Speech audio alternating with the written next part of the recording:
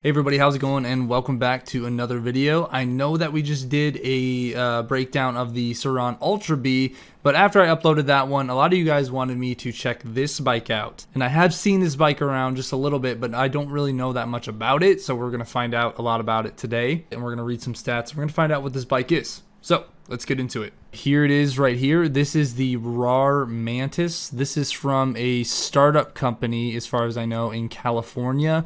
And they are looking to directly compete with the Talaria, the Rawr, and the Segway, or they're going to be in that same kind of category, and they probably want to be in that same exact, price range. What I do know about this bike is that this is not the customer production model, so they're shipping out, as far as I know, early in 2023, but this is a prototype version that we're looking at right now, and I do know that they are making more than one version of this bike. They're going to make a 60 volt system and a 72 volt system. Now I know that this 60 volt system has a 35 amp hour battery, which isn't that big of a battery compared to the other two bikes, the Rawr and the Talaria.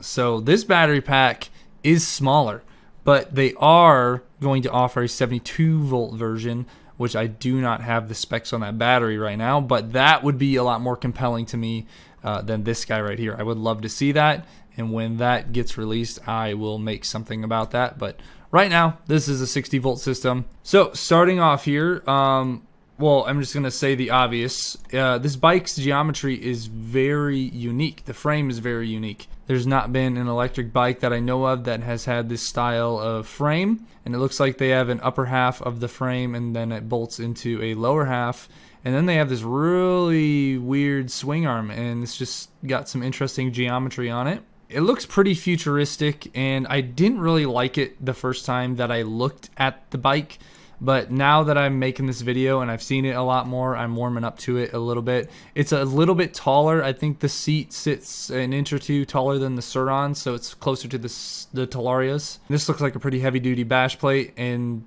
the frame overall looks pretty heavy duty. I like the rear fender. The Talaria and the Rawrs have like a little tiny 3-inch rear fender, which is stupid. I don't even know why they ship with those. It should ship with something long like this to actually cover you. And they have a motocross fender in the front, which is good. To the wheels, it looks like they are both 19 again, but they do look pretty skinny. I don't know what kind of profile that they have on here, but it looks pretty skinny. The swing arm is significantly, like, it's wide. I don't know why they don't have a pretty beefy tire in the rear. All right, going up here, we got some stats. So the first stat is 81 miles of estimated range. You guys know where I stand on that. Whenever I make these videos, I tell people to cut the range in half, and that's a lot more realistic of what you're going to get out of these bikes, because I guarantee you, if you're going off-road on this bike, you're not going to get 81 miles. You'll get like 35 or 40 if you're lucky, at least with the 60 volt 35 amp hour. But even if it's 35 or 40 miles, that's still a pretty good range. The next stat is 1.9 seconds, 0 to 30 miles an hour. That's pretty impressive. The Talaria and the Rawr, I think, is closer to 4 seconds. So this is cutting the acceleration time in half. So they probably have the phase amps up on this thing like crazy, probably close to 600 or 650, which is always good. That's always helpful when you're riding off-road. Top speed is 52 miles an hour, so that's good. And we're running this at 7,500 watts. So it's a 7.5 kilowatt motor. I don't know if it runs at that. I'm assuming it runs at that if it's able to get these two stats. So we're just going to say it runs at 7,500 watts. 33 pound-feet of torque, which is a lot. And then the bike weighs 150 pounds. The 150 pounds is good. I like a slightly heavier bike than the Rawr, just because when you're going over roots and stuff with the Rawr, if you have a lot of power on a tiny bike, you bounce off a lot of things. So I found that having just a little bit more weight is good. I don't like the silver that much. Black definitely looks better. The motor right here, it does not have a gearbox or a primary belt or chain system. It's just, well, it's a primary chain and that's it. So this isn't converting torque on the fly, which is nice, which tells me that the motor's pretty high quality. If it doesn't have to, gear it down a lot. Looks pretty good, and I do like that they have the chain on the left side, which is proper.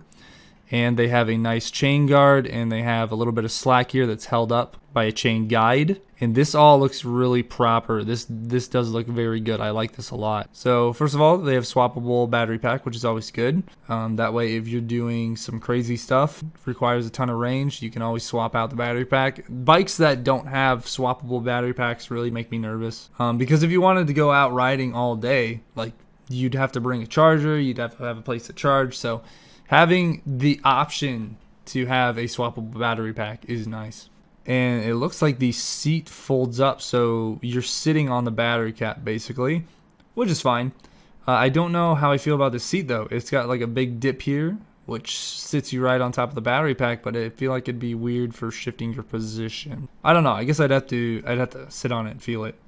Looking at the bike like this though, it does look like it has a good center of gravity. I mean, if your feet are right here, all of the weight is right down in the middle. They don't have a front section here, so there's not as much weight in the front. It's all right down the center, which is good. I like that. They got a nice big display here that's supposed to give you a lot of data on your riding style and how much power you're using at any given time and all that kind of fun stuff, which is good. I just don't like where the display is right here. It's floating straight up above. I feel like I would break that off. They are going with the mountain bike shocks front and rear, and they got hydraulic brakes, mountain bike stuff.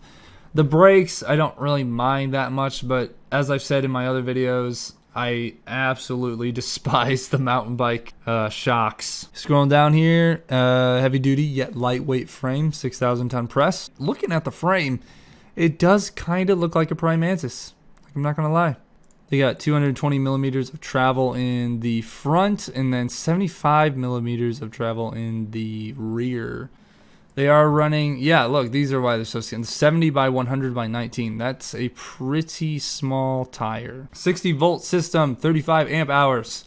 Decent, but they could have gone better, but it's a different story once they show off the 72 volt. Because if this is like their lower version of the bike, I think the 35 amp hours is fine. And then having like the 72 volt system be their more high-end bike. Charging time is 3 to 6 hours. That's quite a long charging time. Last but not least, it does have riding modes, which I am pretty excited about. So it has 4 modes, and they're all different power levels, 1 through 4, and 4 being like a sport mode. And they do actually have a button up here on the handlebars that you can click, and then that'll go in reverse, which is really nice. Anyway guys, that is the Rawr Mantis. It's a very unique looking bike, and I'm pretty excited to see more of it. I have warmed up to the design quite a bit, and I'm most importantly, like I said, anxious to see the 72 volt system and what they're going to do with that. So let me know what you guys think down below. If you guys want me to check out any other bikes that we can look at, let me know down in the comments. Hope you guys enjoyed this video, and I will see you in the next one.